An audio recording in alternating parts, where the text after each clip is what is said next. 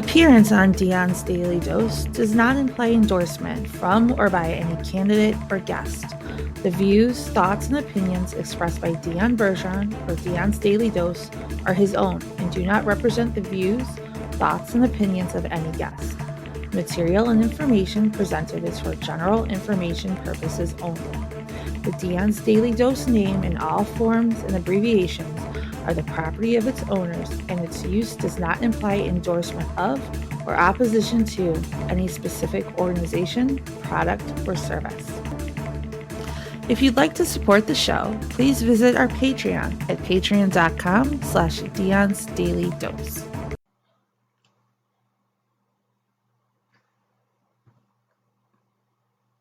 Usually it's not ready until this pops up. There we go. There we go. So it's funny. All right, we are live. Yes. Hi. All right. You can set up your watch party or whatever you want to do. Just make sure that it's muted. Otherwise, it'll come through here. Timber. All right, let's set that up like that. I can't there. I know that's it. Ladies and gentlemen, thank you for joining us tonight. For those that are able to make it, she's trying to set up a watch party for those of you who are just on hers. There we go. Turn that down. There we go. Okay. There we go. It's fine. Share. Okay. I think. Yeah. I have a watch party going on. Hi, Sean. Thanks for joining us. Hello. I feel like the Carol Baskin intro. Right. Oh, you beautiful person. Carol Baskin. No, we're not going to talk about Carol Baskin. No. So, for everybody that is just kind of getting on, hi, Connie. Hi, Sean. Hi. She finally agreed to appear on my live stream. Elusive. She is very self-conscious, I say. No, I'm not political, and I don't know what to say. I'm better live than recorded. Oh, so that's well, at least there's that, right? Mm-hmm. You at least can just, be yourself. Tim, Dion. Yay. Hi. I don't know if you can see me. Yeah, sometimes the watch parties are independent, but if anybody, has any questions that they would like us to answer, she has her watch party set up over there so that she can view those, and we have the regular feed here. We're really just, talking about life, right? Regular old boring life that you still have to do things, and you still have to deal with your kids being home, and many of us can't go out and go to work or do anything. That's just unfortunately the way it is. I'm really hoping that this won't last too much longer, but it probably will. I think Unfortunately, it's just a chance for people to talk to people and see people that aren't the same people you've been in the house with for I don't even know how long. right, So. right, and this will give people a good opportunity to see just who we are, as people, instead of that political candidate that you might read about in the paper or you might see a video of them, but you don't really know the person. This is why I do this every night at 7 p.m. I get on here. You can ask me anything you want. Hey, Doug. Hey, Doug. I think I might be the only Republican wife, I think. No. Delano has a wife, and I think that's it. So yeah, I don't think any of not the a other bunch of candidates us. are married. I don't know. I haven't heard anything about them, but there's been several requests for Liz to appear and kind of say hi to everybody. Okay, I said hi. Can I leave? No, you can't go anywhere. It's really this isn't about anything in particular.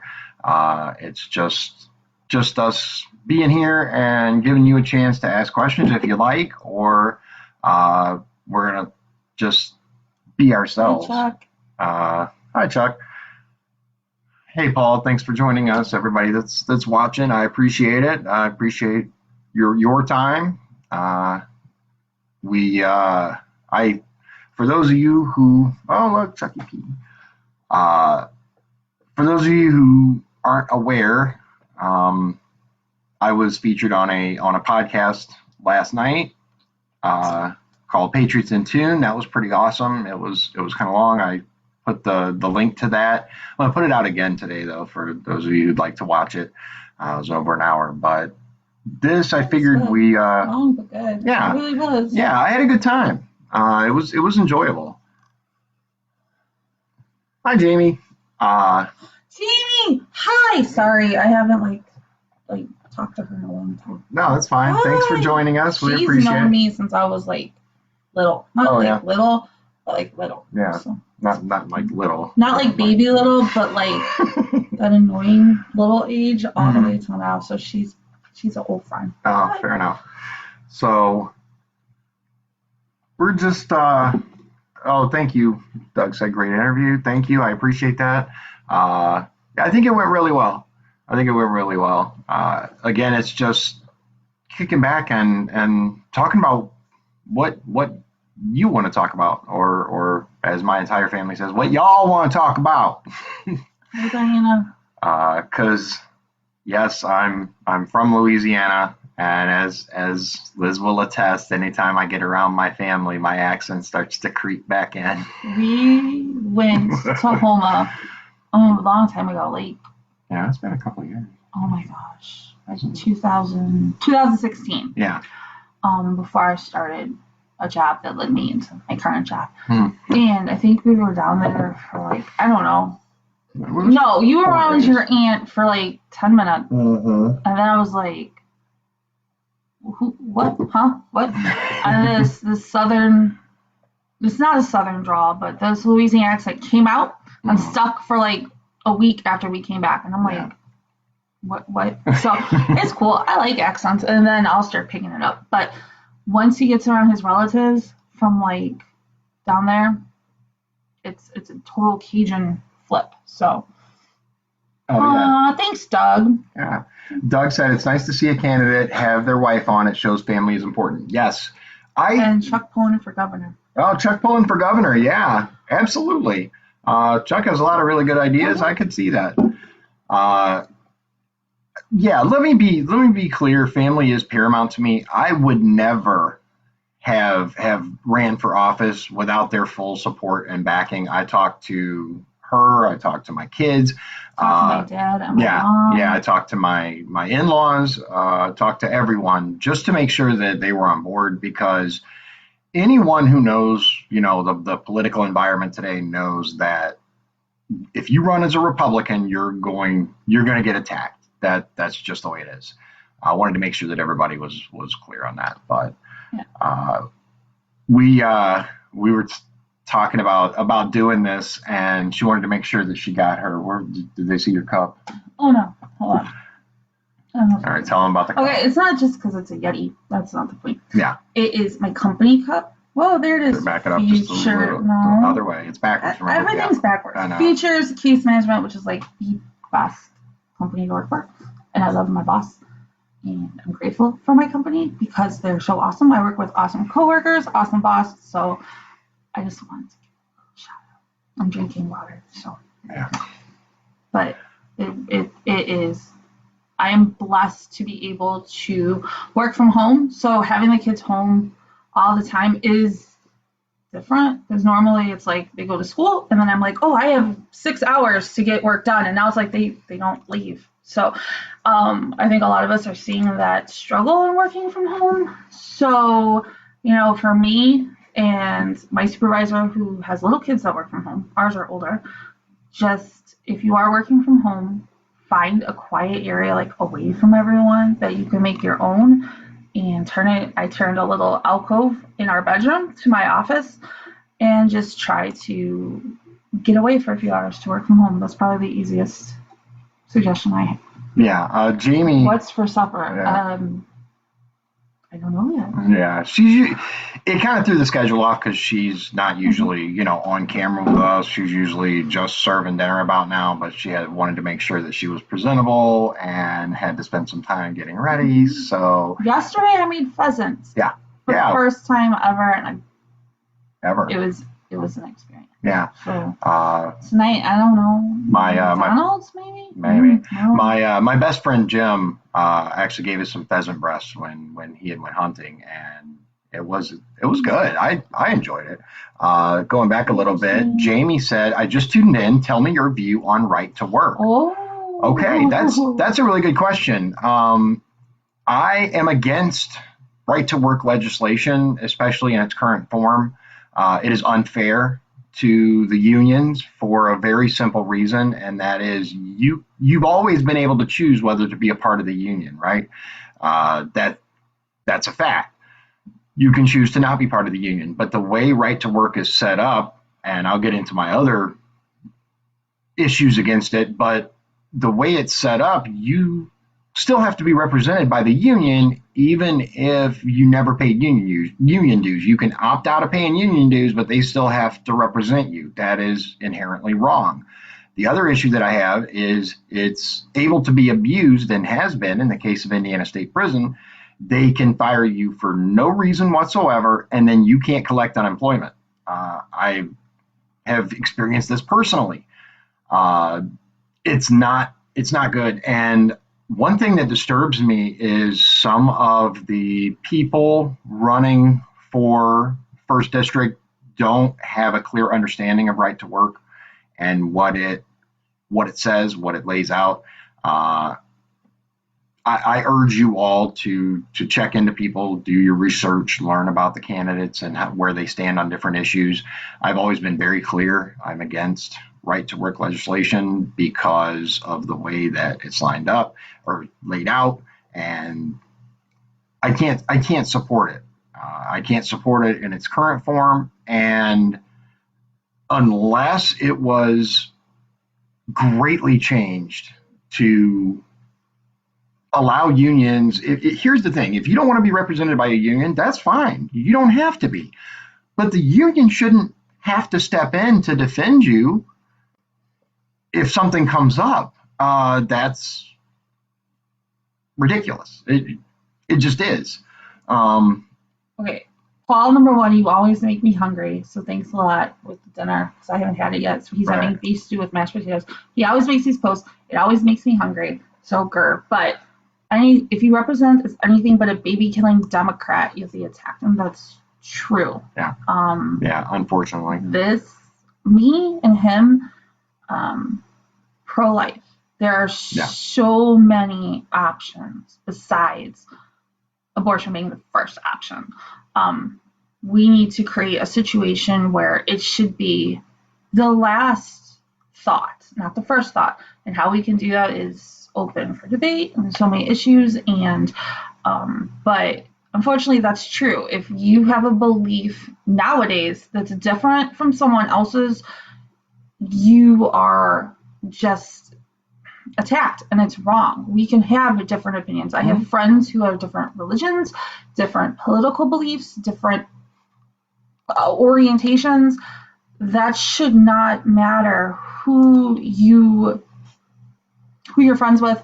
If someone has a different opinion, great. They have a different opinion. It shouldn't be a reason to attack you for it. So unfortunately, if you're pro-life, you are attacked. If you are, a feminist who believes that a woman should be able to stay at home mom or work, well, you're attacked for being a stay at home mom. It's an environment that so many people are even just afraid to share their feelings because they're afraid of getting attacked.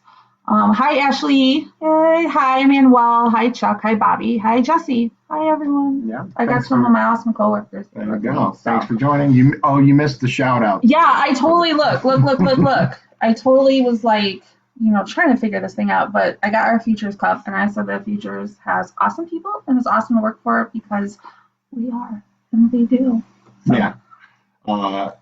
The government on any level has no power to tell any private corporation what members can do or should. Paul said that. You're absolutely right, Paul, and it's one reason why I'm not in favor of right to work is because it forces certain things on companies. And here's the thing, you can get fired, right?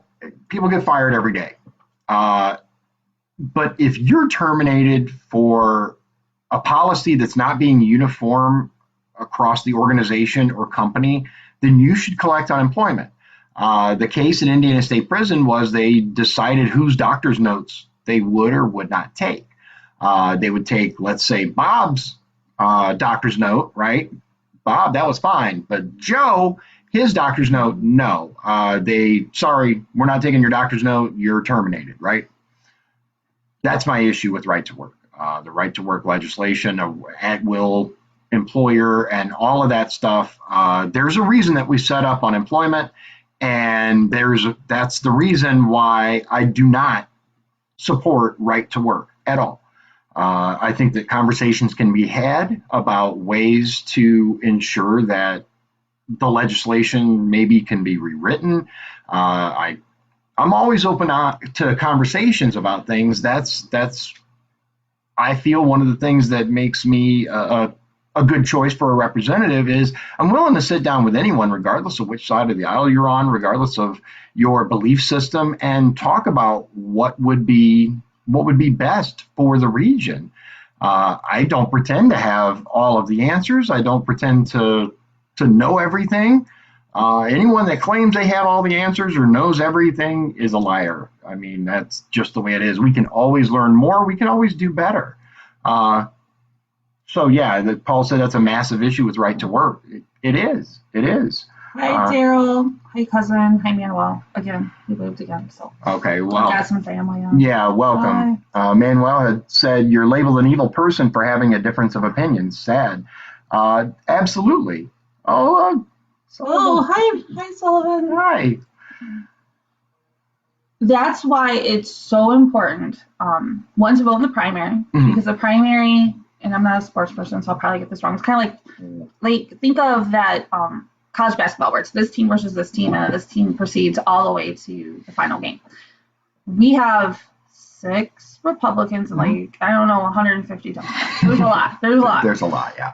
And look at all of them. All of 14, 100 is the same. Right. Who do you align with? I think it should be him, but maybe it's not. Yeah. Then go on the primary and vote for that person, because that is how your person will hopefully get to the general election, which is the one-on-one,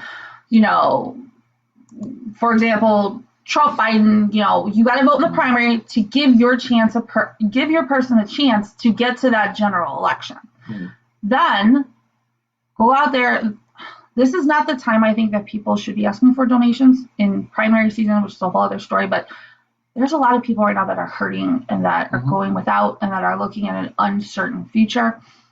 If you want to donate something to your candidate, donate your voice, donate your time, donate a skill, word of mouth. This is the strangest election I think we've ever had. Yeah, at least in recent history. Yeah. I mean, we're all here. Very different this time. So talk about your person, whether it be Dion or whoever else. Yeah, whoever you support. But I urge everyone to do your research, look into the candidates.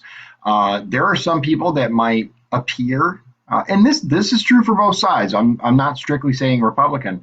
There are people who may appear to align with your views, but look and make sure that they've always said that. Look and make sure that they're not a flip-flopper or someone who just says what people want to hear. I know that out of the people that were on stage at the FOP debate, 2 of my Republican colleagues said that they were for right-to-work legislation. Keep that in mind. I understand from a business owner's perspective why they might be in favor of right to work, but there are such incredible issues with the legislation, the way that it's written. You have to look into their stance on so many things, and then like Liz said, donate your time if you have it. Share the message. Look, every candidate needs money. I would love to have thousands of dollars right now to spend on digital advertising and, spreading the word on social media. ads and this and that. But realistically speaking, there are people who don't have jobs right now. There are people who don't know how they're going to feed their families. I feel very, very scummy asking for money. That's just the way it is. And people know if you have extra money, hey, we all appreciate it, whatever candidate you decide to back. But I just don't feel good, constantly pushing, hey, donate to my campaign. Hey, donate to my campaign. Like she said, there are other ways to greatly help. And many of you, I want to say, many of you have done that. You're sharing my messages, you're sharing my posts. And I think that is absolutely critical and one of the very best things that you can do for a candidate.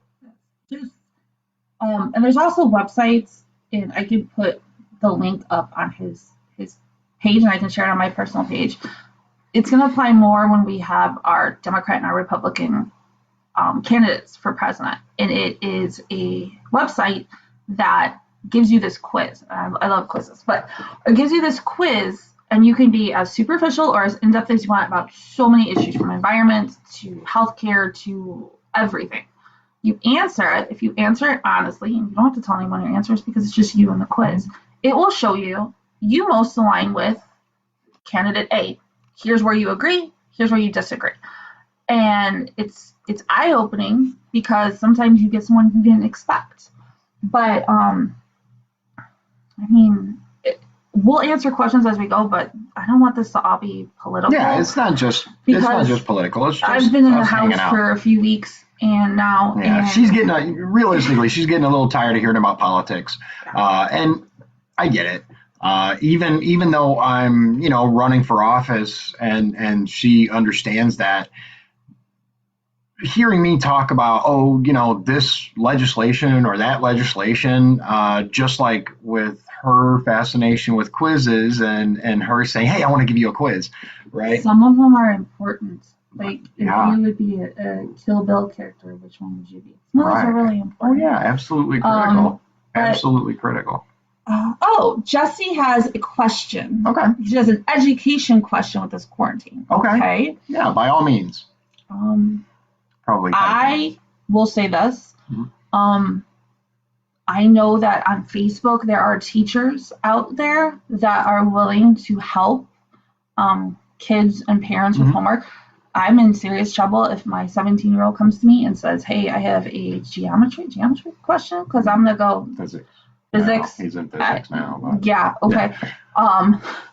So Facebook and social media are great resources for finding people who can help. But okay, Jesse's question. Are kids with IEPs? Obviously now the kids are not getting the services they need. Any ideas with that?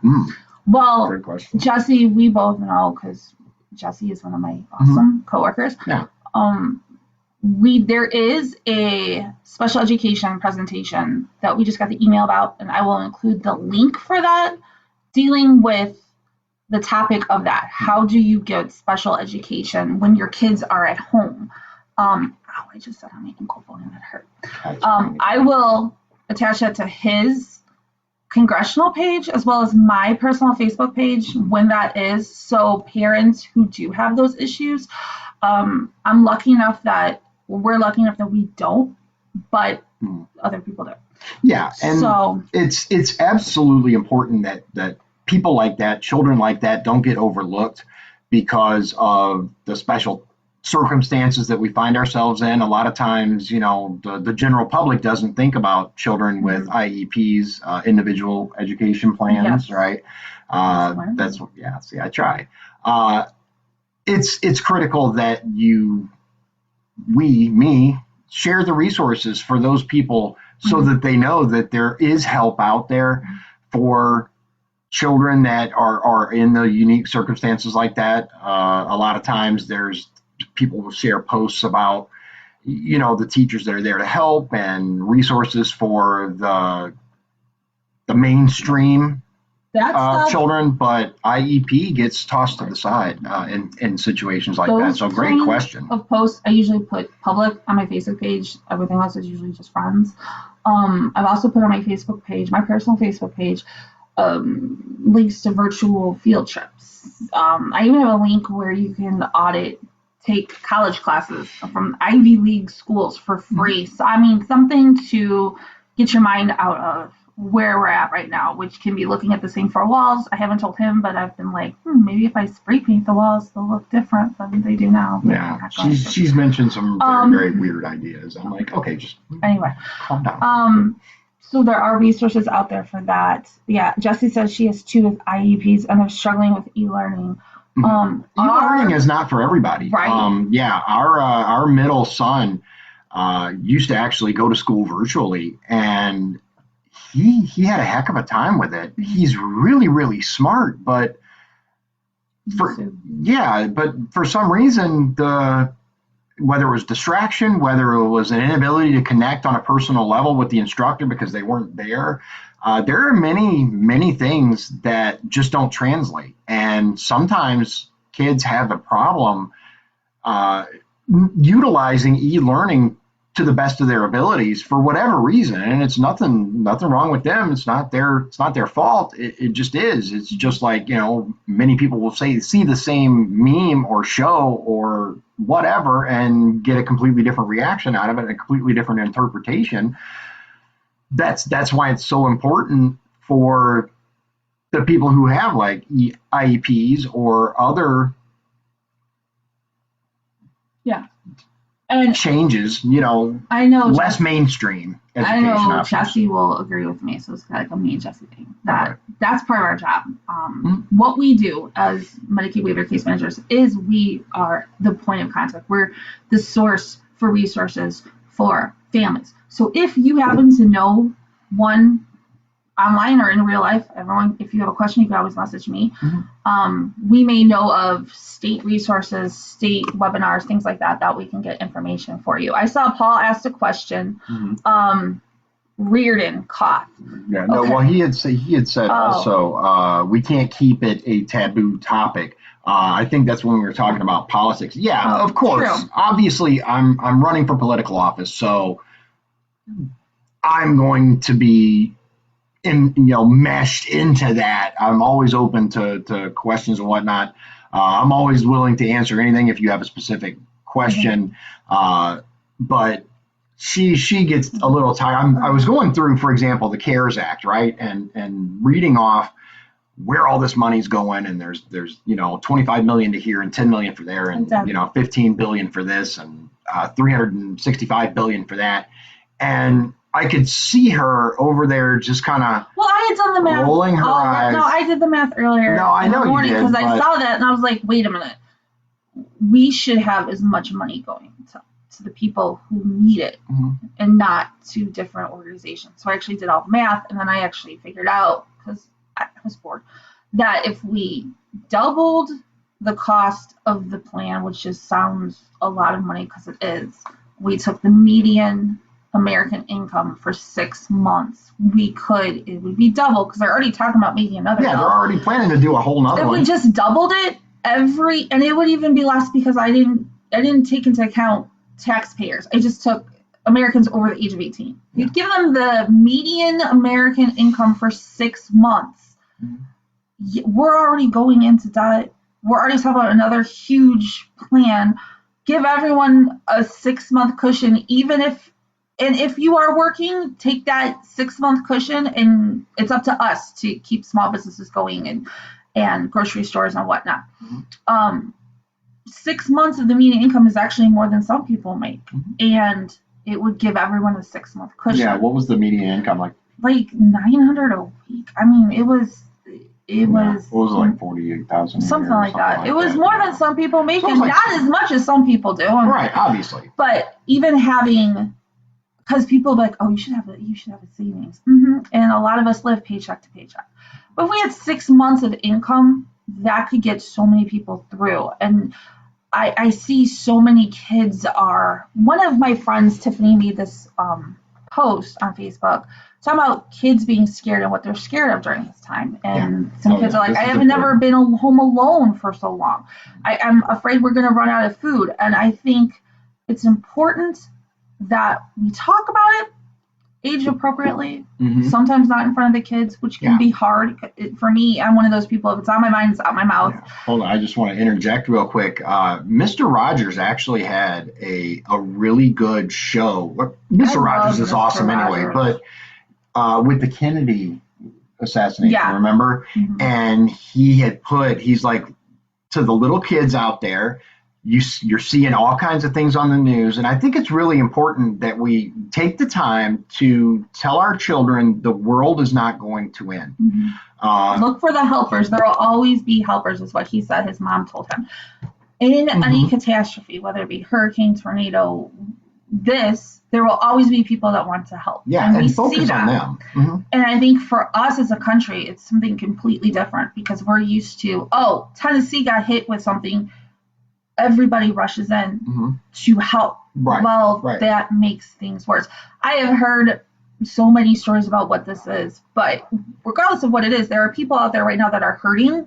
And if we can only help by donating money or blood or just offering to be a shoulder for people to talk to and lean on, that's how we can help. We may not be able to physically rush out and help them, but we can help them by just being there and being willing to talk to them.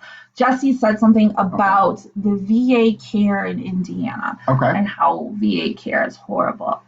We're very lucky, and I will say this, about Trump.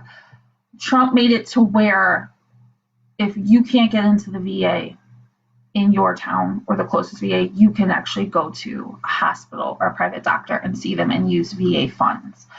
I personally think that if you sign that check when you enlisted up to and including your life for this country, you should be our country's top priority, if not number one, number 5.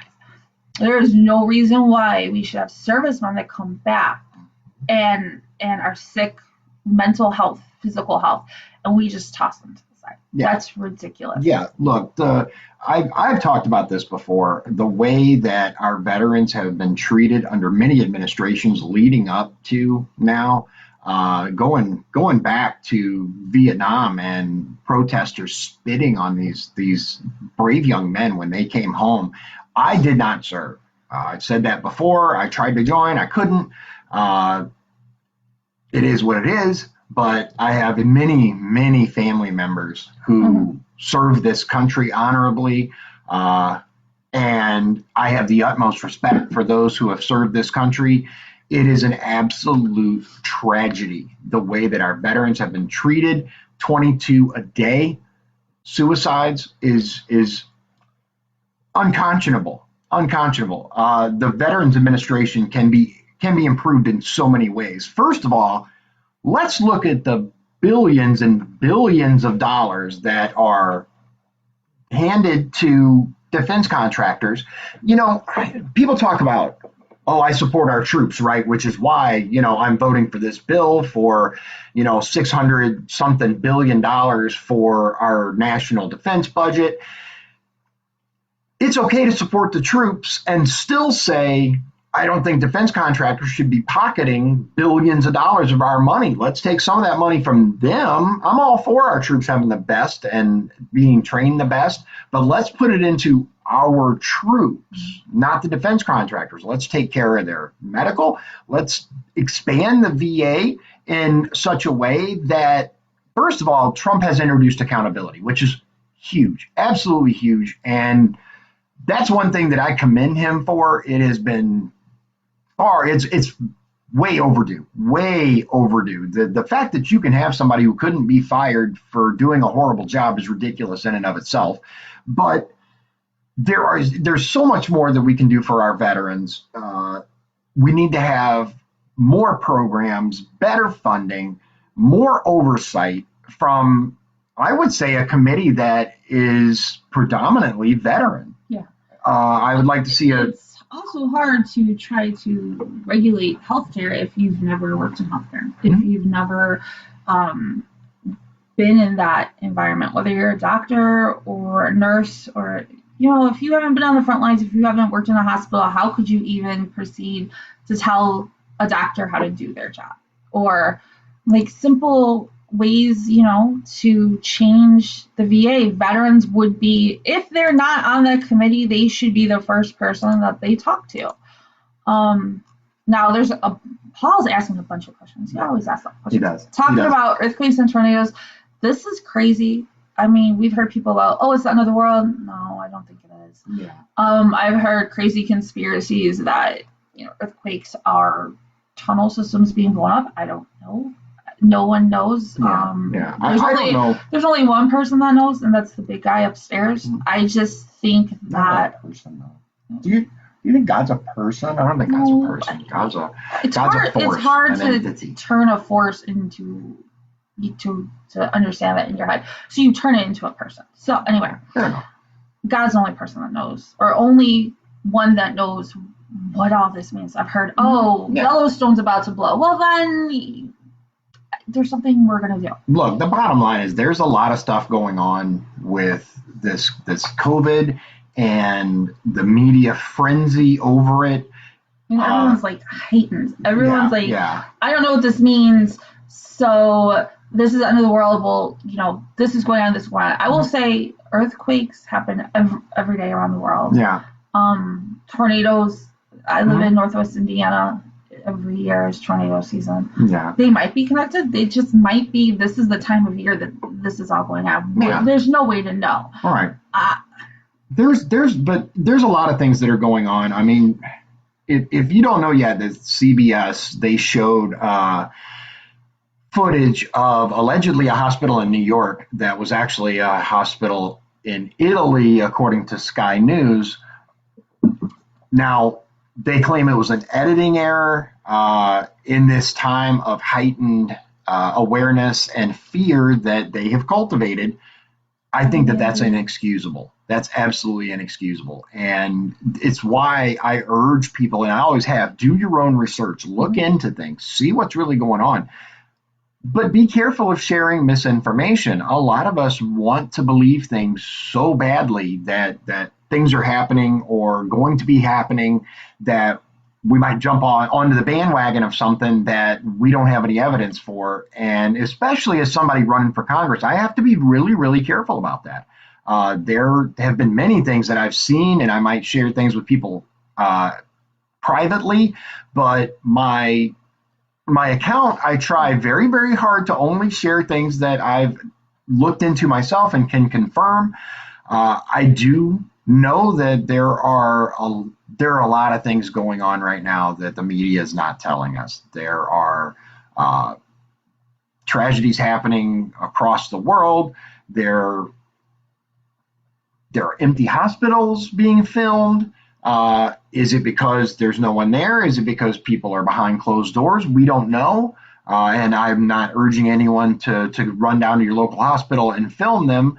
But there are people that are sharing videos and information. And I think that that's important because, video or it didn't happen, right? That's the kind of the mantra out there now, is because it's so easy to fake photos with technology now that pictures really don't do things justice. And unfortunately, even video with green screen technology and all of that, it's really hard not to be taken in by a well-crafted fake. I actually just saw a video of these killer robots, right? War robots. And the whole thing was green screen. It was actually a guy, right?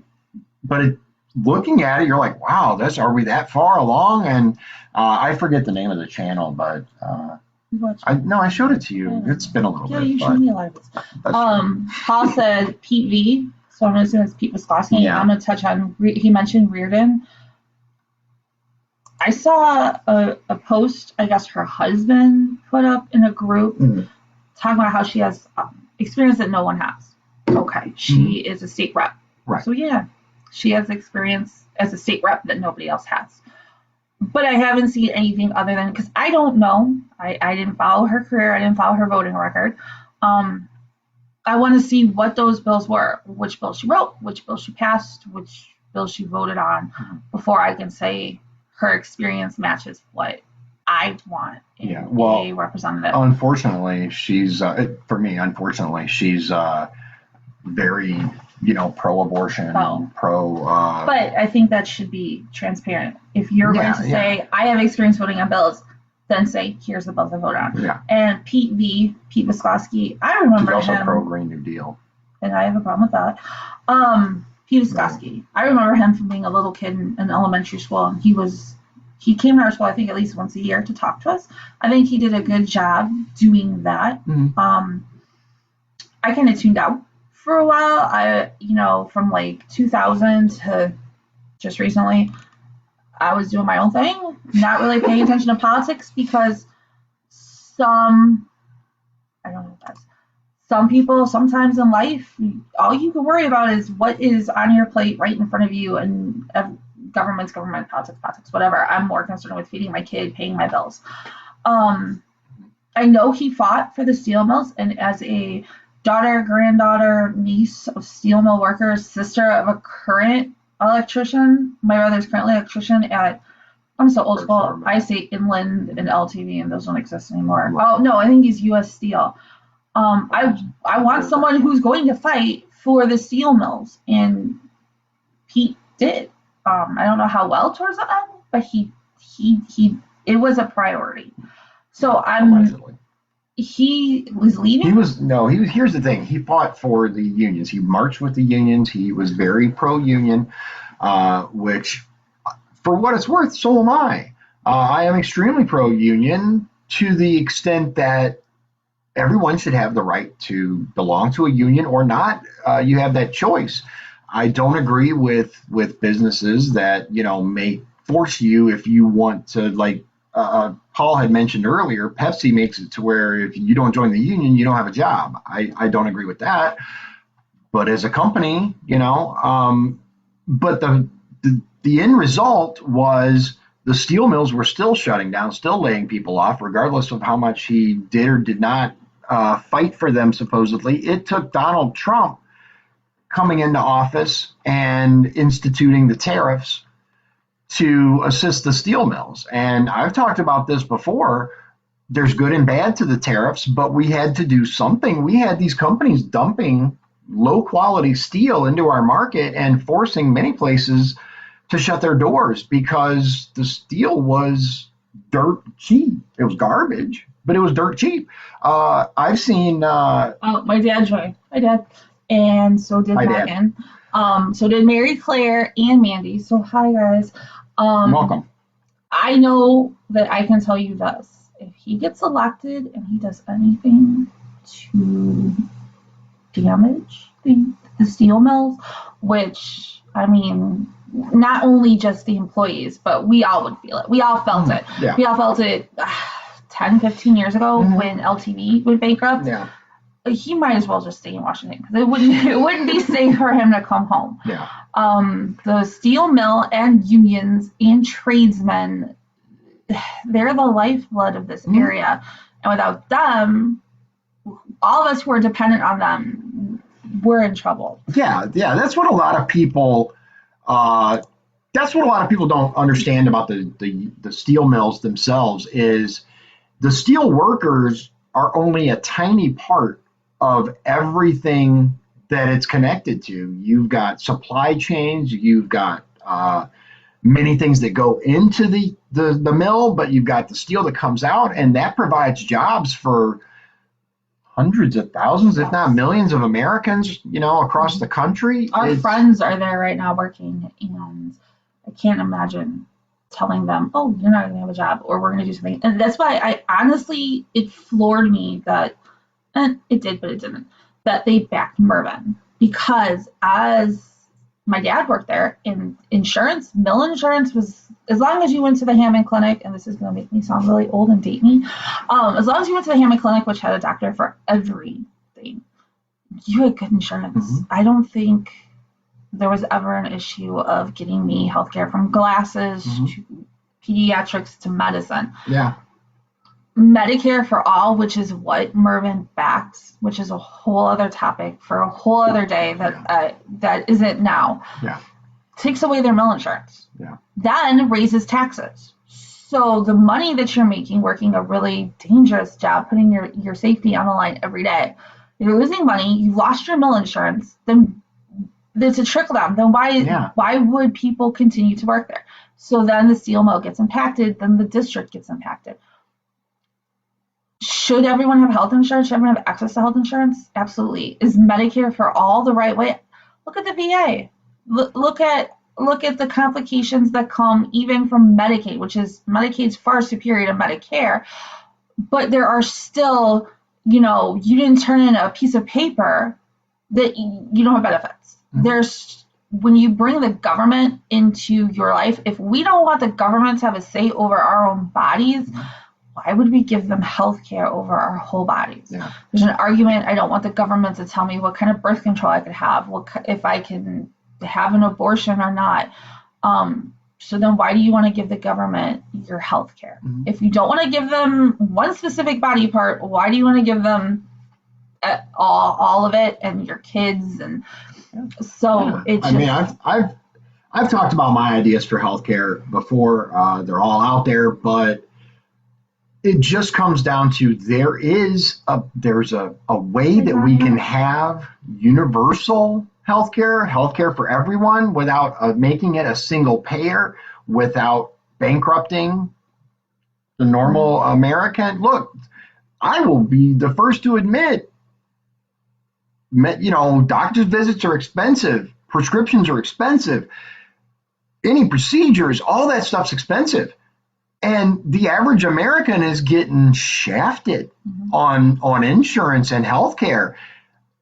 I want to change that. I want to fix that. I don't think Medicare for all is the way to do that. Medicare in and of itself has its own issues. I would like to see Medicare made better. I don't think that Medicare for all is the solution, but I can understand. I can understand the desire. I can understand looking at Medicare for all. That sounds like a good idea. I can see why people are taken with it. My dad asked the question, support Planned Parenthood, yes or no? No. I flat out, number one, our tax dollars should not go to an abortion factory. The services that they provide for women that are not abortion related, because they do exist. People want to deny that. No, they do provide other services, but the primary focus and function of Planned Parenthood is an abortion factory. They don't provide other options. They don't tell you about other alternatives when you go in pregnant. The first and only thing they seem to tell you, I'm not a woman, I haven't been to Planned Parenthood, at least been seen as a patient. I've passed by them. I have stories from people, I've seen documentaries on it. It seems to be their focus. You come in, oh, well, that's okay, you can have an abortion. I am wholeheartely against abortion. I think it's murder. If microbes are life, then, a fertilized egg is life. A fetus just means baby. Offspring. Yeah, human infant, unborn, right? Unborn baby. That's what a fetus is, which is life. But I believe that in order to completely remove the need for a place like Planned Parenthood, we need to provide education for other alternatives. That's one thing that's lacking. We need to talk to our youth, because many, especially single mothers that end up pregnant, don't know what their options are. They don't know that there are people out there that are willing to pay their expenses in order to carry the baby so that they can, adopt that child. We need to loosen some of the restrictions on abortion. There are those that believe that abortion is necessary. I'm not in that group. I think it's murder, but that's my opinion. The law is the law, the way it is. Personally, I would like to see it more on a state level. I'd like to see the federal government out of just about everything. Personally, I think the vast majority of things could be handled on a state level and should be. I'd like to see many more things, taken care of on a state level. But hi, Michael. Hi, Carrie. And hi, Rebecca. Yeah, thanks for joining, though. Those of you that are here. So I would like to see comments like not just politics. So if anyone has any questions or anything they want to talk about, this is a chance to come together and talk to people that aren't the same faces that you see every day. Like I went out today and I had to go check on my mom because she doesn't live with us. She lives in the town over, and people were having a hard time getting a hold of her. She's never been good about turning on her cell phone, but her sister calls me and is like, you have to go check on your mom. So gotta go. And went, car to home to car, but then went to Meyer because I had to get something. I was like, oh, people colors, not my walls. So I want to give people a chance to get to know us. Not really me. I'm sort of in the background, but Dion, no, but you're part of it too, though. I mean, because that's one of the things I'd say that kind of separates me in the field of candidates is someone mentioned earlier that family is important. Family is very, very important now more than ever. I mean, aside from the fact that many people are now forced to interact with their families, some people might not be too happy about that, but that's the way it is.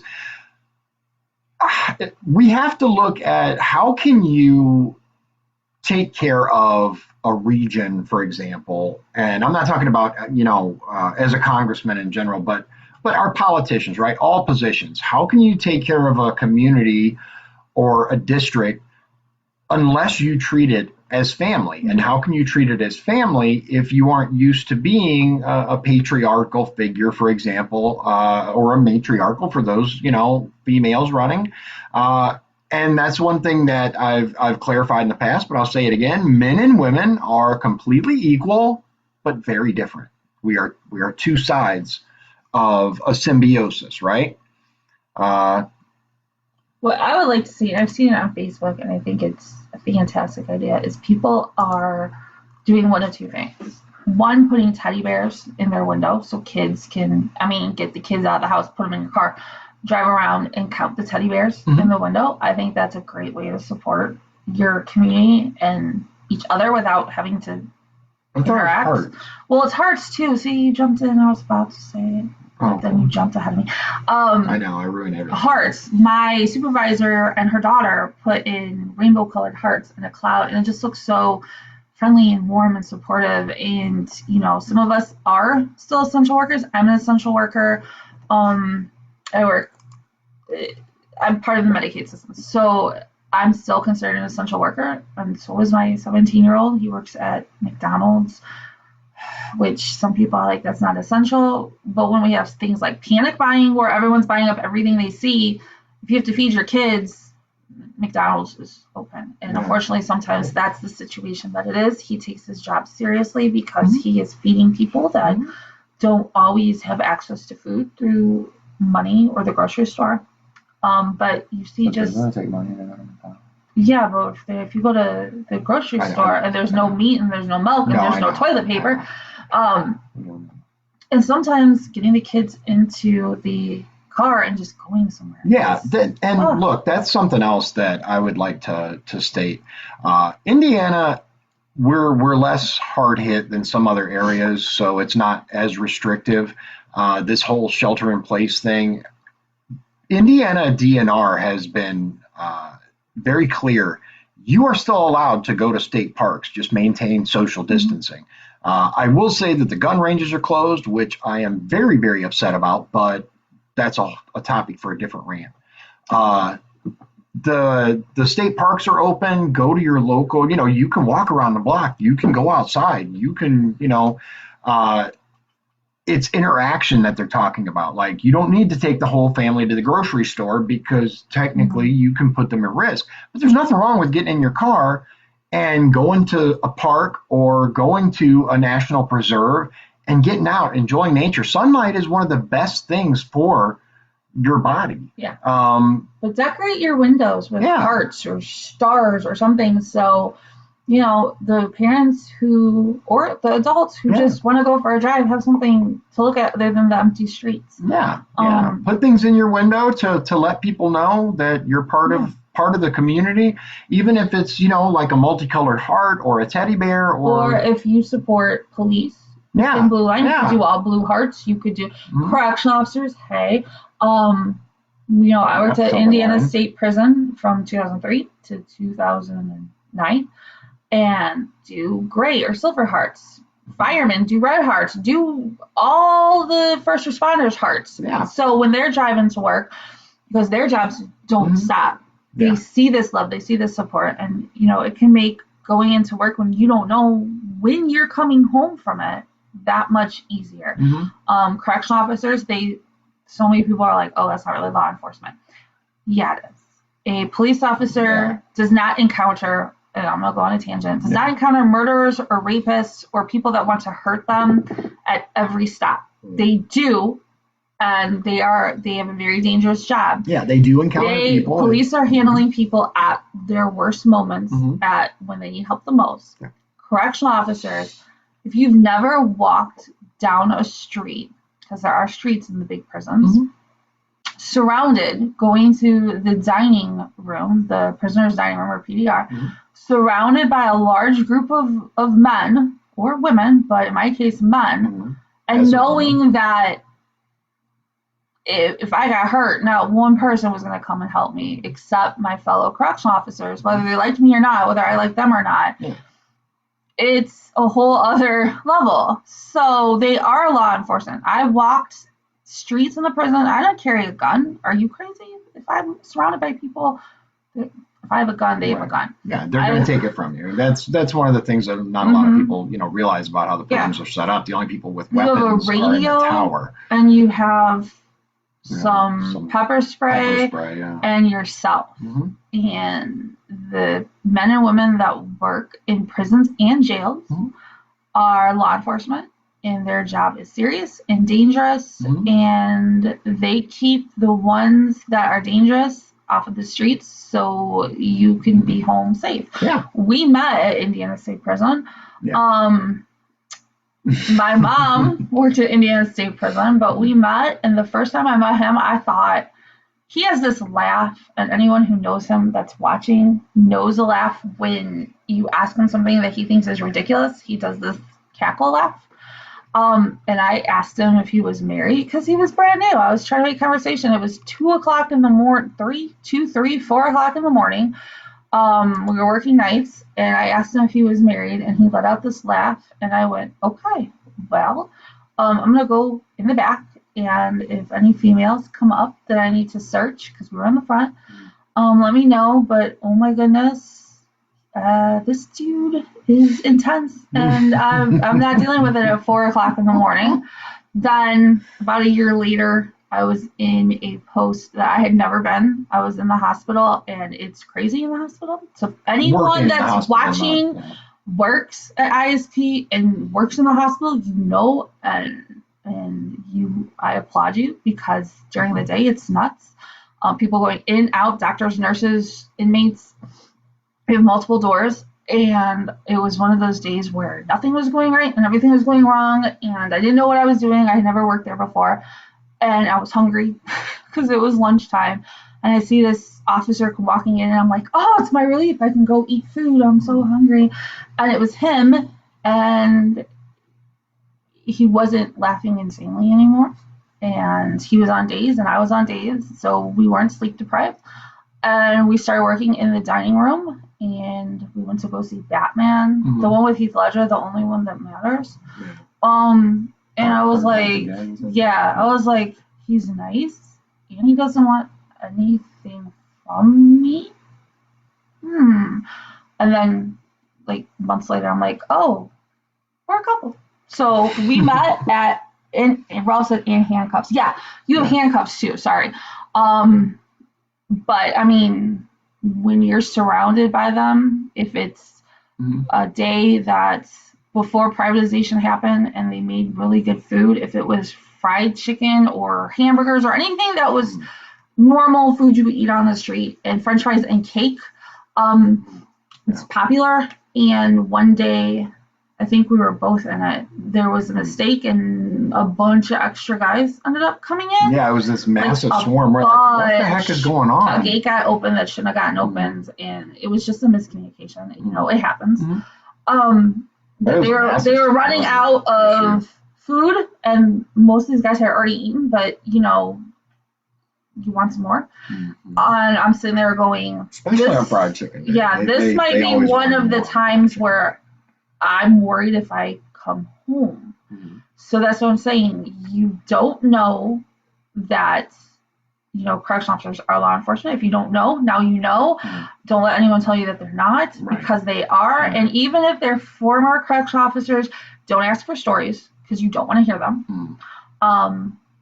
But they've probably seen some things and know some things and always are forever changed from it. Just like police officers know some things, seen some things, and are forever changed from it. But many people don't know this, but correctional officers actually have a very, very high instance of PTSD as compared to other law enforcement professions and other professions in general. Correctional officers also have a very high suicide rate. There's a lot of information about that out there. I'm not gonna dwell on that, but a lot of times people don't realize how outnumbered correctional officers are. There were times when it was 50 or more to 1. Like if you worked in a dorm, how many were there? Like 200. A dorm is like a big building. Yeah. Okay. When you think of prisons, you think of cells. Now at ISP, at least when we were there, it's been it's a been while. years, but they were all single person cells except for one cell house. But they were doors and bars and they were cells. And a dorm is based on an honor system, so they have something called cubicles, and they really are cubicles. It's like a 4-foot high wall, and it's U-shaped, and that's where they live. But there's nothing. They roam around on their side because you have one side and another side, interacting. It was for the well-behaved, the best of the best, because they're together all the time. So if you had to go in and do a count, which is you had to make sure everyone was there every so often, your officer that you're with, there were 2, maybe 3, but usually 2 on nights, 2 during the day, you might have had more. And they lock that door, and then it's you, all those guys. Yeah. And I was so lucky that in the years that I was there, I worked with great people. I was never attacked. I was never hurt. I worked with Ralph, who's watching. So I worked with Ralph. I worked with Daryl. I worked with some really, really, really great people. And that makes all the difference. Yeah. And I was very lucky that I was usually there right before or right after. So I saw usually the before, and then sometimes, and there's one incident I'm not gonna discuss. Yeah. I was there right after, and the right after was not good. Bad enough. But I didn't get hurt. I didn't get, because I tried to treat everyone the same. One thing that went a really long way for me working at Indiana State Prison is firm, fair, and consistent, right? Treat everyone firmly. You can't be, constantly changing your mind. Be fair, right? And be consistent. If you treat everyone the same, you're good. You're golden. It's when you get those officers that treat this person differently, either because of their crime, because of the color of their skin, because of the way that they act, anything at all. If you treat someone differently, you open yourself up to a lot of criticism and a lot of negative emotions from these guys. Think about it. These guys have nothing but time to sit there and stew over a perceived slight, right? He didn't let me out because this, or he didn't do this because this. Or it's because they just got that news that there was a death in their family, kids even. Yeah. And as a parent, I cannot even imagine being told your child died sorry, you can't go to the funeral. Yeah. You get Yeah. a free call home, and then you go right back to yourself. Yeah. Like, or Yeah. your mom died, Yeah. or something like that, or your appeal was denied, Mhm. and here officer comes and it's just the first face that they see. Yeah. So what I And learned, and in their mind, you're responsible for them being there right now. yeah, what I learned is, and when you deal with 1,200 guys, because they were all male offenders, the way you approach one is not the way you approach another. And you can carry that into your real life, which I think a lot of correctional officers do. They know that you're going to have to switch up the approach, because even a person on the street, you don't know what that person, that you see at Walmart or Target or whatever is going through. Yeah. So the way you talk to one person is not going to be the way you talk to another. And you also learn that you need to have a thick skin. And you learn that what people say about you, it's like, don't feed the trolls. What people say about you is their business. I like to have a RuPaul quote: what other people think of you is none of your business, because it's not. You have to have a thick skin. And that carries over. So I know he gets elected, he wins the general, he goes to Washington. And with me, oh, your husband's this, your husband's that. Well, as long as the people that you know and you care about their opinion know you and love you and support you, who cares? Yeah. Who cares what anyone else thinks about you? Yeah. Michael has. Oh, yeah, I saw that, the professional licensing. I have a huge problem with that. Yeah, so thank you for asking. I understand emergency situations call for emergency, modern problems call for modern solutions. And I think that if you are dealing with like nurses and doctors, they need to be educated. I have a problem with the governor saying, oh, medical students can just go ahead and they just need to be under the supervision of a doctor. Well, that doctor's going to be busy. That med student may not be ready just because you learned everything that says in the book. Training world is different than real world. Are they ready? I don't know. And to just put that responsibility of watching 2, 3, 4 med students with a doctor who has the responsibility of taking care of a sick person for whatever they're sick for, that's a problem. But professional licensing, it's a slippery slope. Like, if I go get my hair done, I want someone who's been to school, who knows how to color my hair, bleach my hair, tone my hair, whatever I want. But I also know that there are some people who have never been to beauty school that can do the same thing and better. And I think that if you're going to leave professional licensing undone, then you need to let the person know so they can make a choice. Hey, this person is professionally licensed as a cosmetologist, as a CNA. They've been through it, whatever. Or this person hasn't. And my only experience I can use is a cosmetology. You're going to deal with someone who hasn't been licensed or someone who has, and I can make the choice who I want to go to. Yeah. So I think in an emergency, sometimes we have to let some things go, not everything. So it's really a tricky, slippery slope. So I hope I didn't double talk or not answer the question, but it's really hard because if it hits, like they say it's going to hit hard in the next 2 weeks. Trump said the next 2 weeks, which I'm giving it, is going to be the 2 weeks that it's all going to go. And if that's the case, I know I talked my hands left. If that's the case, then I want people who can help, who can be there. Yeah. On the other hand, a lot of times professional licensing, especially for certain jobs,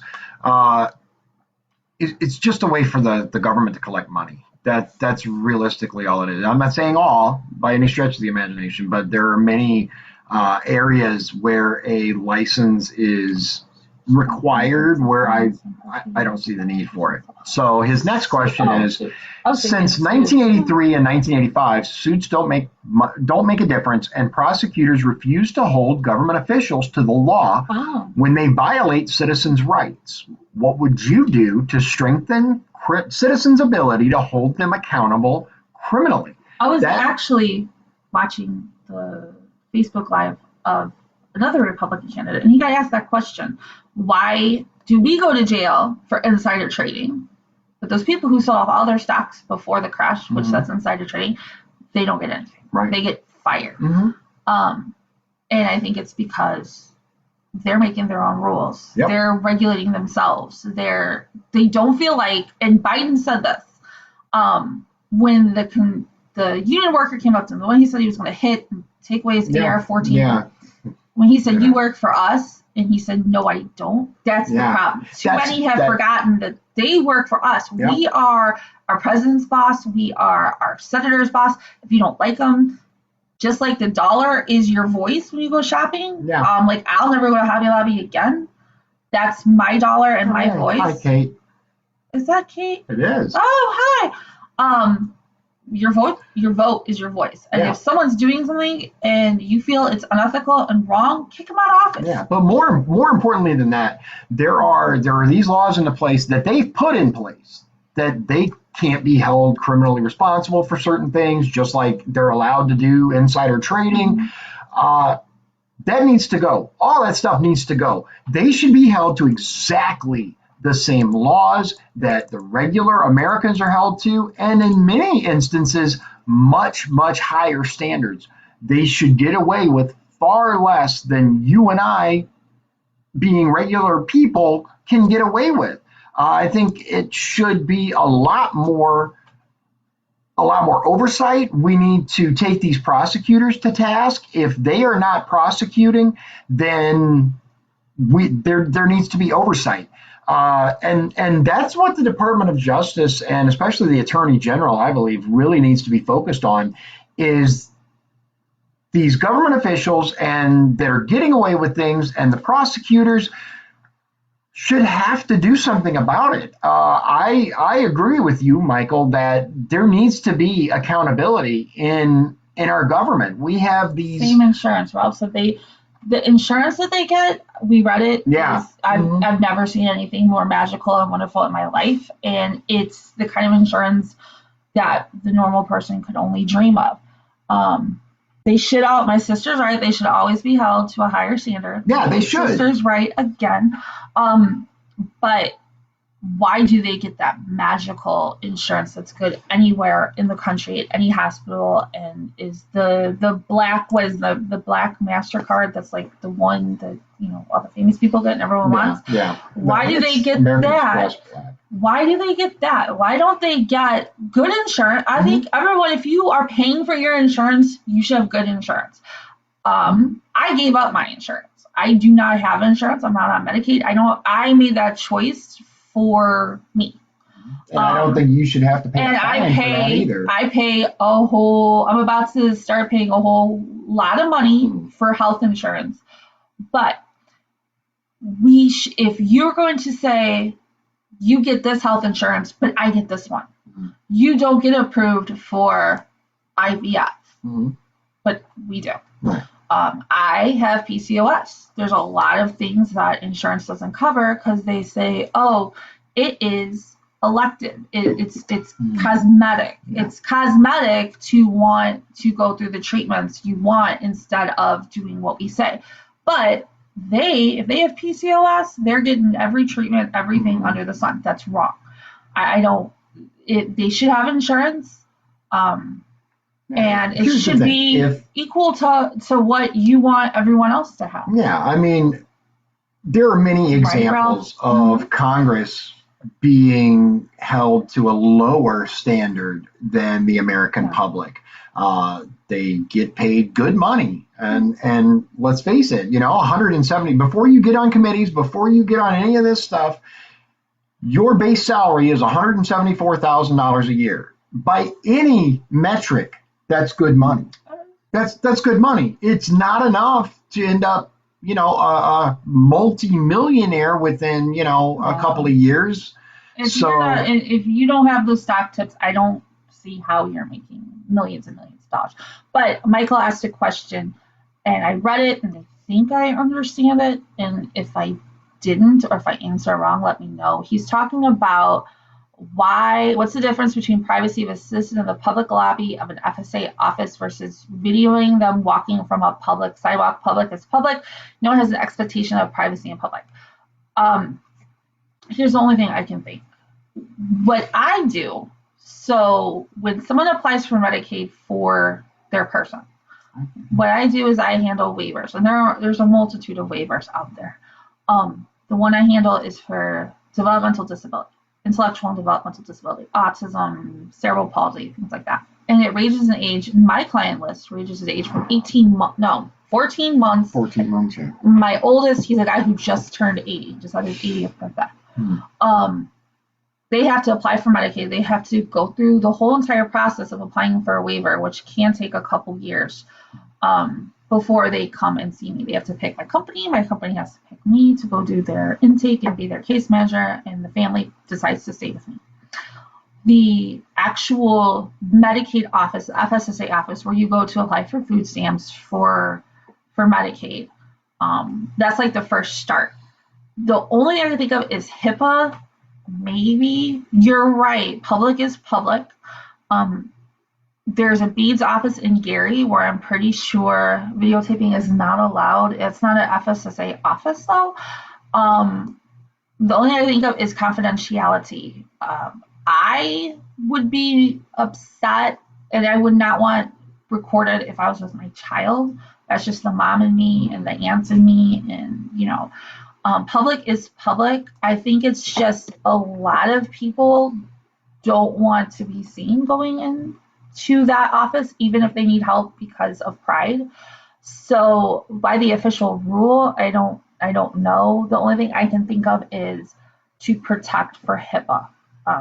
Yeah. So I hope I answered that. If I didn't, let me know. And is professional licensing the government's job?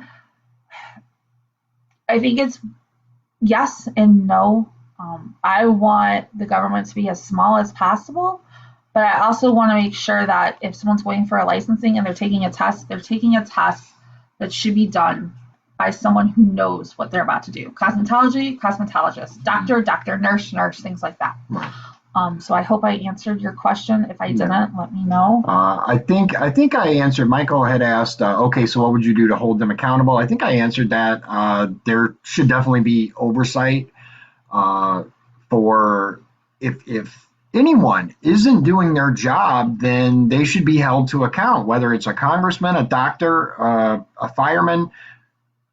Let's make sure that these people are actually doing their jobs. And in many cases, these people that are going to Washington are not. They're not doing their jobs. They're not representing their constituents. They're not working for anyone but themselves. And I don't see how it's possible legally for these people to end up worth tens of millions or hundreds of millions of dollars on these salaries. If someone is violating your rights, Michael, then they should absolutely be prosecuted for that. Sean asks, should members of Congress be banned from owning stocks? I don't know. My jump reaction, my gut reaction is yes, absolutely. But again, it leads down a slippery slope. I don't own any stock. I don't have any secret bank accounts anywhere. So it wouldn't affect me. Excuse me. But just like any other job, because let's face it, going to Congress is a job. Just like any other job, should the job you have prohibit you from preparing for retirement, 401k? Now, I do believe that there should be a public oversight of these the stock that they own and their families. A lot of times these congressmen and women will put things in their family members' name in order so that there's no audit and they don't get found out. We see this a lot with some of the dirtier politicians. They'll have their brother own something or their cousin or whatever. Okay. I got it. You don't know what you're doing. So. Michael said public is public, confidential should be done behind closed doors. That's kind of what I think. I would just be concerned about videotaping children in the lobby, especially if it is an office where they're going. to be applying for a waiver or benefits like that. I think there should be like an across the board ban on videotaping kids in public unless they're yours. Yeah, there should be like an automatic. Yeah, I don't. Issue If against I that. saw, when my kids were littler, or even now, some dude just or some lady just videotaping my kids, I'd have an issue with that. Yeah. So, Yeah. and I mean, public is public. Just I guess over 18 would be my thing. Yeah. Why should they get insurance? Yeah, why As a should Congress get health layperson? insurance? An elected position is a service you do for your community, not a job. Okay. I think if your job can give you health insurance, they should. Yeah. And Congress can. Now, one thing I will say is that Congress, who was so quick to want so-called, ACA or Obamacare or call it whatever you want, they were quick to want it, right, for everybody else, but they didn't want it for them. When offered, hey, would you like to have this? Hell no, right? They didn't want any part of that. So why would you want it for us? That's kind of my issue with people in Congress is it's, what's good for you isn't good for, good for thee, but not for me mentality. And I have a serious problem with that. I keep bumping this. Don't shoot the door. My dad said term limits. Yeah, I am definitely in favor of term limits. I'll be honest, I'm a little iffy about where to draw that line at. Some people have said, 2 terms for the House, that's 4 years. Is that long enough? Let's face it though, like any other job, because going to Congress is a job. Like any other job, there are benefits, there should be benefits. My issue is when those benefits are not made public, like the behind the scenes, deals that they make, the stock options that they're given. I don't have a problem with them having health insurance. I have a problem with them having better health insurance than the rest of the country. That's what I have a problem with. If you don't like what they're doing, vote them out. Support, whether it's money, and we talked about it earlier. Right now, money, it's nice, but we would much rather have the people who want to see him elected not give money that they can't afford. Right now, it's tough for everyone. So always, especially in primaries, get the name out, talk about your candidate, talk about who you want to be elected and why, and share the message. But if your person is not doing a good job, vote them out. Work with their opposition. Work with the person that is running against them. Get full force behind them. Vote them out. There's no reason why you should tolerate the same garbage. There is a person in a group that I'm in on Facebook who will talk about, well, this is horrible, this is horrible, this is horrible, and everything he's saying is horrible. It happens to be done by a Democrat. So, well, are you going to vote for their opponent? No, I'm going to vote Democrat. Well, why? Well, because I'm a Democrat. Well, if the person that's running isn't doing a good job, why would you keep voting for them? And people just do it because, I guess, out of habit. Yeah. So vote them out, vote them out, vote them out, vote them out. Yeah, there's a lot of that's done, out of habit or because they grew up being told, this party is for this and this party is for that. It's very, very clear now to me, just to break it down to its base level, the Democratic, whatever you want to call it, party wants more government. They want the government to run everything. The Republican Party wants less government.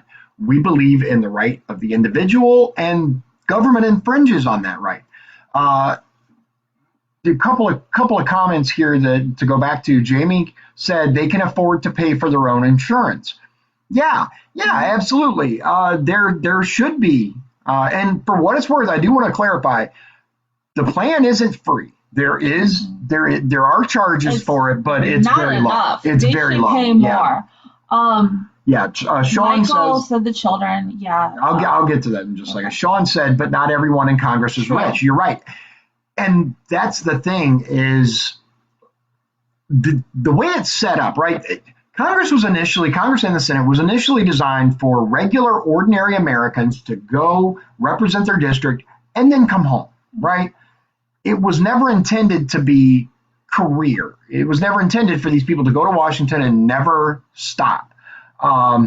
It's make them buy a private plan like us or go without insurance. I think there's nothing wrong with that. There's nothing wrong with insurance, but why are they able to have better insurance than us? That's the problem. Okay, so Michael says, but the children, come on, they are not naked and no one is thinking sexually. When you say that, but the children, then you start to restrict freedom that's not yours to restrict. Let me be clear on what I meant when I kind of agreed with that. Videotaping someone interacting in public isn't against the law, right? Public as in a park or walking down the street or stuff like that. It's all about the poor children. Dress them all in black loose clothing and cover their faces or leave them at home and close the blinds. Here's what I mean as far as, the videotaping of the children. I would have a problem if I saw someone sitting there specifically focusing on my child taking a video, right? That would really set off the creep alarm bells, right? But if somebody's just videotaping, I get it. We're being recorded every day.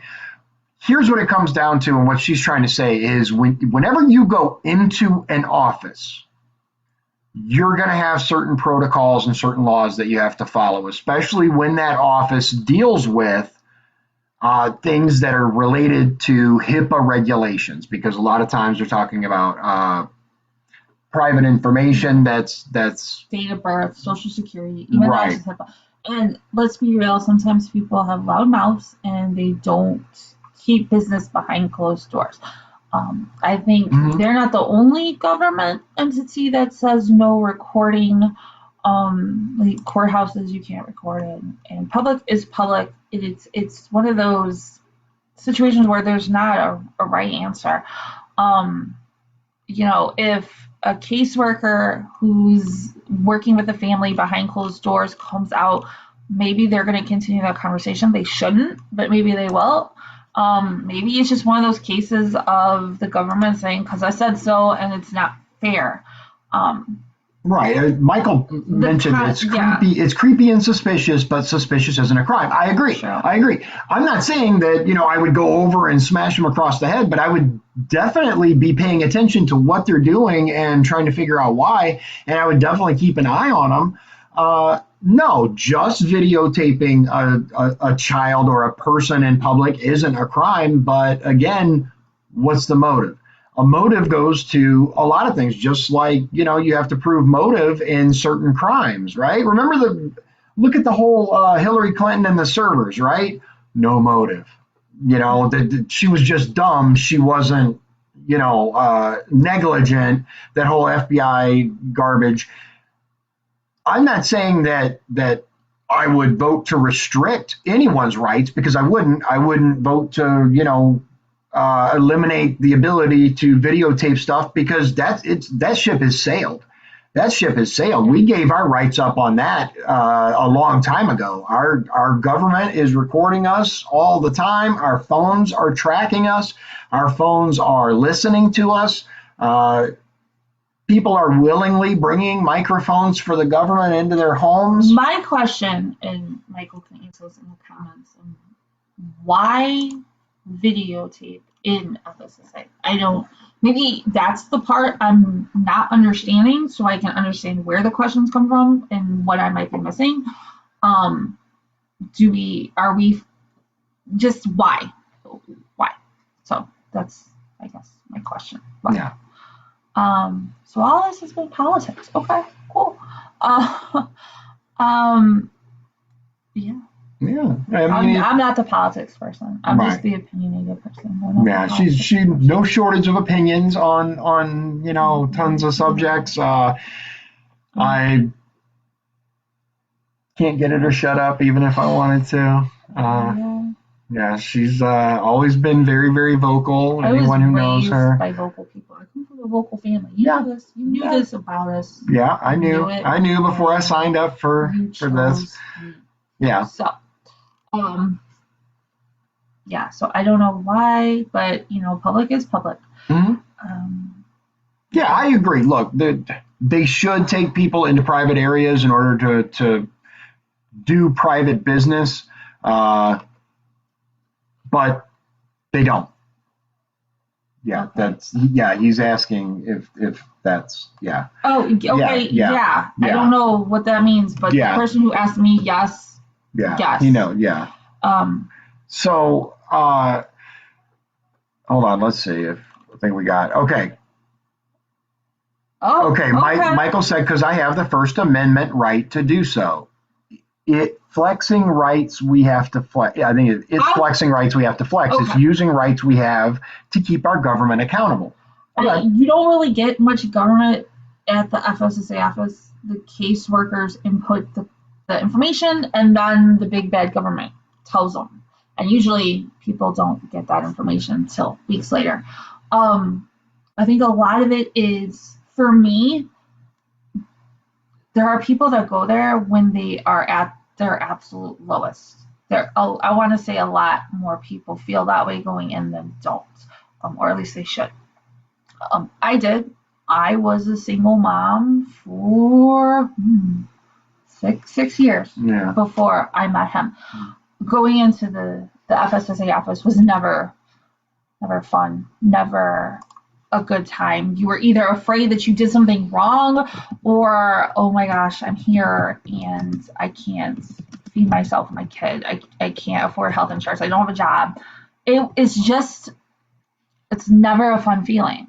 And me personally, if I had someone recording me, it would bother me, because I'm already, man, you're recording me. I'm already at my lowest, and now you just want to videotape me and mock me. Right. I think it's more of a decency thing. Yeah. Why recording doesn't happen, just because it's not a fun place. It's not a happy place. No. It's a place where a lot of people are told, you I agree. succeeded and you made more money this 2 weeks. Hold on, here's the thing, and Paul said it. They are still public servants. We citizens have a right to record. I agree. I've said before, I'm not against recording. The government records us, so why can't we record them? I understand. Recording people maybe at their lowest isn't the nicest. Yeah, many times when people go into FSSA, it's because they've exhausted other options. Mm-hmm. They are looking for assistance. And I don't think he's talking about the people there having a problem with it. I think he's talking about the agency. But right? You're not really going to see much recording people walking in and out of the lobby. Everything happens behind closed doors and by mail. You're going to see who works there, but really that's about it. So I guess I don't really have anything new to add to that. Yeah. Michael said accountability without transparency is without a backbone. I agree. Mm-hmm. And that's one thing that I've really tried to do is be as transparent as possible. I share all my surveys. I don't send any of these surveys out to these organizations asking what my views are without telling you guys where I stand. I believe what I believe, but it just comes down to my belief in the Constitution as the law of the land. We have certain inalienable rights. The Bill of Rights don't grant us rights; they protect them. That's just the way it is, and I think that we need to keep that. Number one, if it just comes down to the government has the right, whether we like it or not, they utilize all the time. Everything's recorded, right? They record us. All of them have CCTV. All of them have security cameras. They record us going in and doing this and doing that. So why can't we have access to this? Here's the thing is, I actually think that brings up a fair point, because why shouldn't we be able to see what our elected representatives are doing all the time? Not, FSSA isn't elected, but like congressional members and our mayor and stuff like that, they have access to our feeds. For example, the government does, the NSA, they're tracking us. Why shouldn't we? You messed my hair up before this. My little bit of hair up here. And a little poof. We have, thanks, appreciate that. They have access to everything we do. So let's see, that's in public. reading here a little bit. Yeah, I Paula. know they go so fast. I know, right? Accountability. Yeah, that's where Michael's coming from. Not at CP office, Okay. unfortunately. Much is done Michael. pretty open space. Yeah, I agree. And Michael, am so glad that you go to like Mayor Pete's office and say, what are you doing for your people?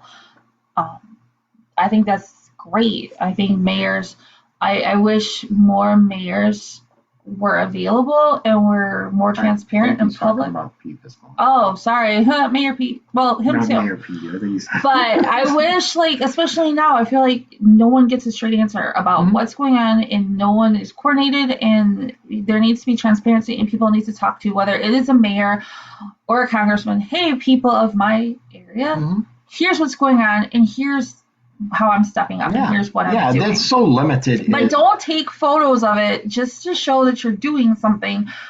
That's one part of your job, but two, to help, because charity for a photo op is not charity. It's a photo op that's being taken at the expense of a situation. If you know what I'm talking about, you know what I'm talking about. If you don't, you don't. Yeah, you said no, Visclosky. Okay, Visclosky. Visclosky should absolutely be telling his people, here's what I've done for you this session, this month, this year. And that didn't happen. Yeah. It didn't happen. Yeah, and Michael had said that was simply an example. Any government office is fair game as far as I'm concerned. I filmed Pete's office a year ago while asking questions about what they do at that office for the community. And that's a great question. That's a great question. What is it here that you really do, right? I can tell you that the people there are responsible for accepting calls, the ones that call the office to say he should or shouldn't vote for a certain thing. And then also, hey, Social Security, for example, disability, SSI, I am still on hold for this. It's been X amount of time. They're not doing anything. Can you do anything? That's part of the job of a representative. Now, the people working in that office are the ones that are responsible for that. They actually do make stuff happen. I have a lot of respect for the people who actually work for the congressman, a lot of times more than the congressmen and women themselves. They're the ones that are actually making things happen, sometimes for good, sometimes for bad, but it is what it is. Wow, we're at an hour and a half already. I know, right? That's a long time. We can talk a lot. I know. Paul mentioned someone, so he knew who I was talking about. I just think that we can all help in different ways right now. Yeah, we have different ways of helping. He's been blessed to have an office that is supposed to be helping right now. He's supposed to be giving food. I'm going to go on my little, this is a wife rant, so this is not political. It's not me. It's not him. This message is not endorsed by Dion for Congress. He's been doing this for 16 years, and he is supposed to be doing this in a time of need. He is supposed to be helping people. That's what the trustee does, and God bless him for being a trustee. But do not use your office to say, oh, look at all the good I'm doing. That's what your office is for. And then have someone photographing you and putting it up saying, look what he's doing, look what he's doing. Either it annoys her. It does. Either take photos or do it. Don't do both. It annoys me to have politicians that want to charge people for their time. During the primary, you should be giving your time to people. You should be available. You should be answering phone calls. You should be answering Facebooks, regardless. If you have a job now, but you don't have time for what you're running for, how are you going to have time in Washington, D.C.? Are you going to have time when you're running both your regional office and in D.C.? If you don't have time now, when are you going to have time? So, and I'm talking on both sides. Both sides of the political party. She's not picking on any one party or candidate at this point. I don't think you should be yelling at people in your ads, yelling at people in videos. I don't think you should be using your office as photo op, also knowing that you're the only one out of most of the candidates that can actually get out and do stuff. Because of your office. And I think that you should be answering people if you're running for office. And that's the end of the message that's endorsed by Liz, wife of Dion. Yeah. Okay.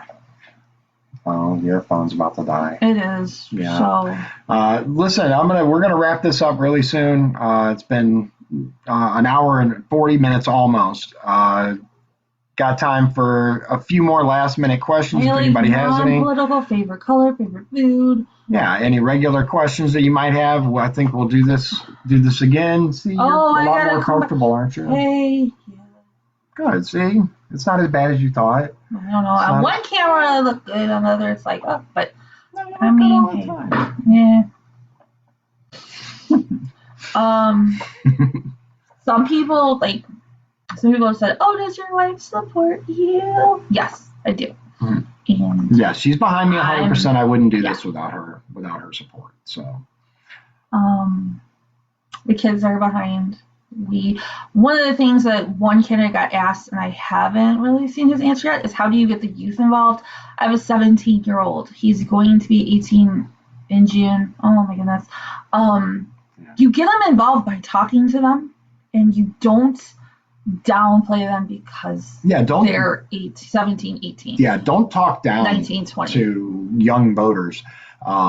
They pick up on it. They're smart. I'm smart. And their world is very different than ours. But Gen Z, as for all their faults, because right now they seem to be wanting to party when they need to be home.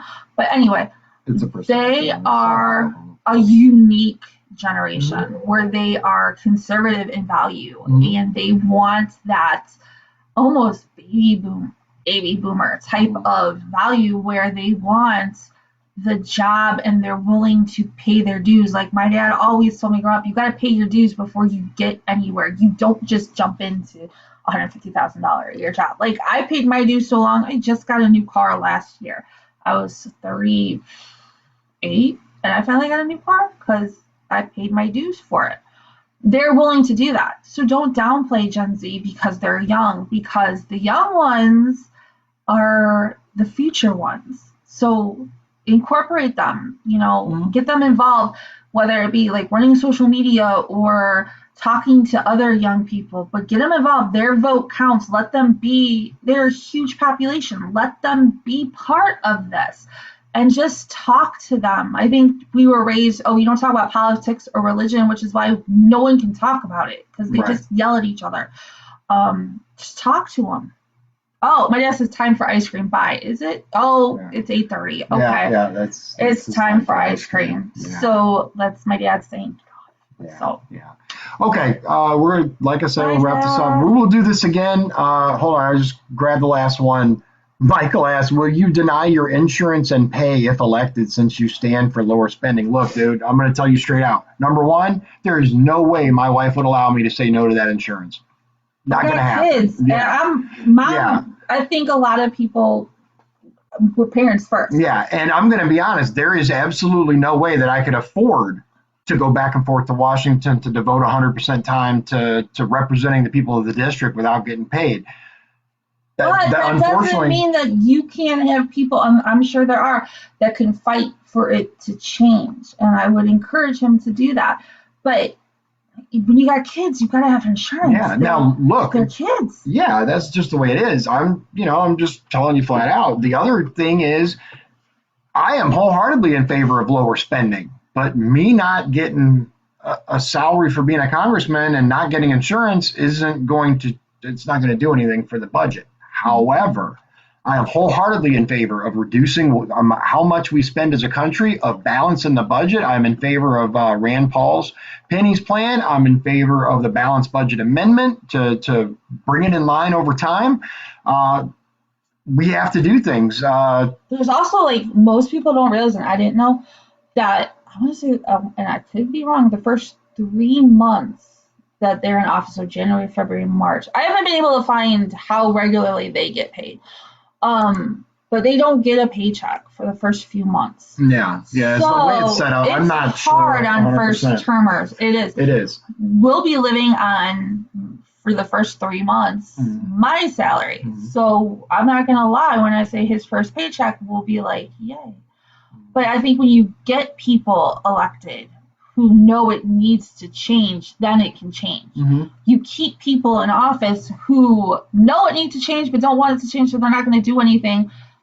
it's never going to change. Right, So you right. get people in who want to change it and know it needs to change, and that's how it changes. Right. They said, do you believe you could get endorsements from Rand and Ron Paul? I don't know. I've reached out. I haven't heard anything from, anybody else. I like Rand. I like Rand. Oh, they get paid quarterly. Okay. Well, yay, Fair enough. thank So you, that's Michael. Why, that's why it's a few Okay. months. Okay, thank you. Appreciate Thank that. you. All right. It's almost 9 o'clock. I We gotta have go have kids. ice cream. That's what my we dad gotta says. we got to get ice cream and get some dinner. I'll just So, throw them frozen fish. right, there you go. Toss some raw meat towards me. It'll be all right. I gotta So, feed them. yeah. Even the 17. Right. So I appreciate everybody coming out and joining us. Thank you for spending your evening with us. We will definitely be doing this again. She sees it's not that bad. So I will be here tomorrow night. I don't know if she'll be. Would we be doing this tomorrow night? See, I finally, Thursday night. it's been 3 weeks and I had to put on makeup, so I feel like a normal person. Right. Tomorrow's, I don't know. I might be working. Yeah. Yeah. Okay.